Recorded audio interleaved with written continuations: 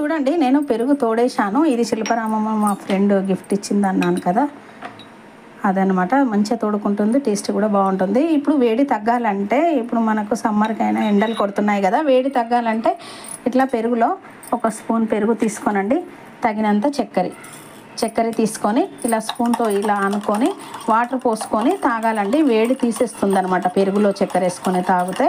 అన్నంలో అయితే ఎలాగూ సాల్ట్తో తీసుకుంటాము, చక్కెర ఏంటంటే ఒంట్లో వేడి తీసేస్తుంది అనమాట ఇలా పెరుగు చక్కెర తాగితే. అలాగే సోంపు మిశ్రీ కూడా వేడి చేసుకొని ఆ నీళ్లు తాగాలి, వేడి తీసేస్తుంది. ఈ విధంగా పలసగా చేసుకోవాలి మనము, ఇది తాగాలండి.